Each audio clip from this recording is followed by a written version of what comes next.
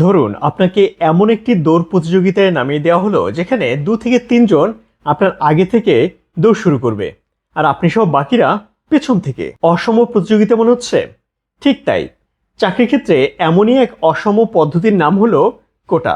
জানিয়ে 2018 সাল থেকে পাল্টা আন্দোলন চলছে। দেশের বর্তমান অর্থনৈতিক ও আর্থসামাজিক প্রেক্ষাপটে কোটা পদ্ধতির যৌক্তিকতা নিয়ে আজকের পর্ব।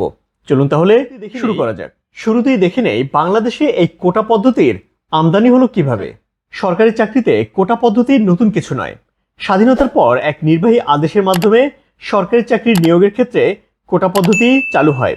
পরবর্তীতে যা সংবিধানের আলোকে স্থায়ী করা হয়। সংবিধানের 29-3 ক উপধারায় বলা হয়েছে, নাগরিকদের যে কোনো অনগ্রসর অংশ যাহাতে প্রজাতন্ত্রের কর্মে উপযুক্ত প্রতিনিধিত্ব লাভ করিতে পারেন, সেই উদ্দেশ্যে তাহাদের অনুকূলে বিশেষ বিধান প্রণয়ন করা হইতে রাষ্ট্রকে নিবৃত্ত করিবে না। 1972 সালে মুক্তিযোদ্ধাদের সরকারি চাকরিতে নিয়োগের ক্ষেত্রে 30% কোটা সংরক্ষণ করা হয়। ওই সময়ে 40% জেলা কোটা, 10% যুদ্ধ বিধ্বস্ত নারী কোটা এবং 20% মেধা কোটা ছিল। 1976 সাল পর্যন্ত 20% পদ মেধার ভিত্তিতে নিয়োগ করা হতো, বাকি পদ কোটায় নিয়োগ করা হতো, মানে 80% ছিল কোটায়। 1976 সালে জেলা কোটা 20% নামিয়ে এনে মেধার ভিত্তিতে নিয়োগ 40% উন্নীত করা হয়। 1985 সালে মেধা কোটা 45%, নারী কোটা 10%, জেলা কোটা 10%, ক্ষুদ্র নৃগোষ্ঠী কোটা 5% এবং মুক্তিযোদ্ধাদের জন্য 30% কোটা নির্ধারণ করা হয়। পরবর্তীতে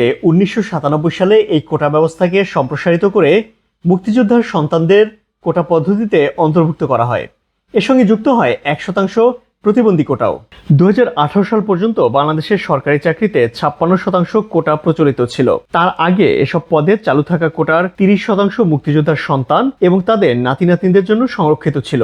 এর মানে হলো কোনো সরকারি চাকরিতে যদি 100 জনকে নিয়োগ দেওয়া হয়, তার মধ্যে 56 জনকেই বিশেষ কোটার মাধ্যমে নিয়োগ দেওয়া হবে, যারা হয়তো মোট জনসংখ্যার 10% বেশি নয়।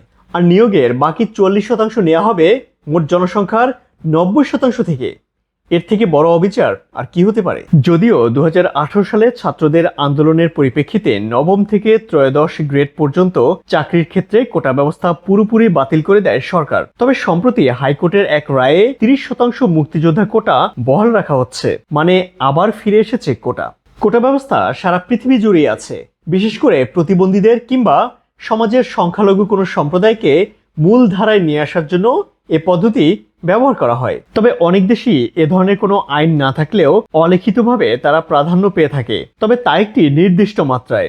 আমাদের দেশে যেমন মুক্তিযোদ্ধা কোটা, ঠিক তেমনি অনেক দেশই ওয়ার ভেটেরানদের গুরুত্ব দিয়ে থাকে বিভিন্ন চাকরির ক্ষেত্রে, তবে তা অবশ্যই বিশেষ অবদানকারীর নাতি নাতনিদের জন্য নয়। মুক্তিযোদ্ধারা নিঃসন্দেহে আমাদের গর্ব আর অহংকার, তবে এটাও ঠিক মুক্তিযোদ্ধারা রাজনৈতিক পরিক্রমায় বিভিন্ন সময়ে নানান বৈষম্যের শিকারও হয়েছেন।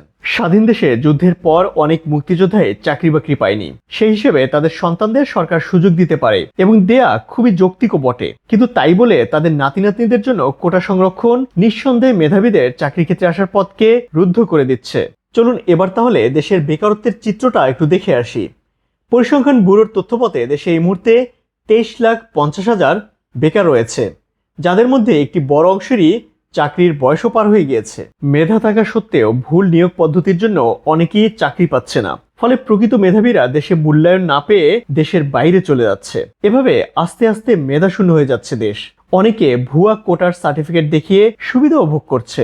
সব দিক থেকে বিচার করতে গেলে মেধাবীদের মেধার মূল্যায়ন করা হচ্ছে না এই কোটা পদ্ধতির ফাঁদে পড়ে। দেশের বেকারত্ব কমাতে আর মেধার পাচার ঠেকাতে সরকারি চাকরি নিয়োগের ক্ষেত্রে এই কোটা পদ্ধতির সংস্কারের কোনো বিকল্প নেই। দেশের গুরুত্বপূর্ণ পদগুলোতে যদি কোটার মাধ্যমে নিয়োগ দেওয়া হয়, তাহলে দেশের উন্নয়ন নিঃসন্দেহে বাধাগ্রস্ত হবে, কেননা সঠিক জায়গায় সঠিক লোককে নিয়োগ দেওয়া যাবে না।